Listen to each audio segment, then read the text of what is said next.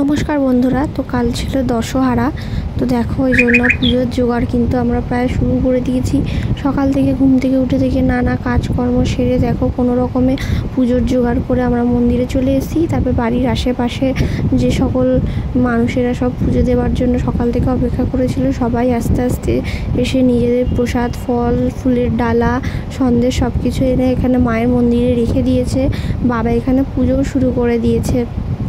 বাড়ির সকলে আশেপাশে যখন সবাই এখানে পুজোর জন্য মন্দিরের সামনেও চলে এসছে, তো বাবা প্রথমে সমস্ত ঠাকুরের ফ্রেমের গলা এখানে কিন্তু মালা পরিয়ে নিয়েছিল।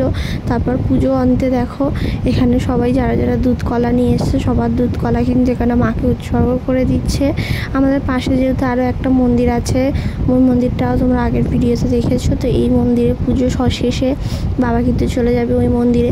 আর আজকে যেহেতু দশহারা, সেই জন্য আজ সারাদিনে ভাত খেতে নেই। তোমাদের কারা কারা এই পুজো করো আমাকে অবশ্যই কমেন্টে জানিও। আর দেখো মায়ের শাড়িটা কিন্তু আমরা এবছর আর চেঞ্জ করিনি, যেহেতু এটা বর্ষাকাল, যে শাড়ি চেঞ্জ করলে আবারও শাড়ি নোংরা হয়ে যাবে, সেই জন্য এই বছরও শাড়িটা চেঞ্জ করলাম না। পুজো আনতে সবাই যে যারা দশহারা হয়ে গেল আমাকে কমেন্টে জানিও। আর ভিডিওটা ভালো লাগলে লাইক করে দেবে।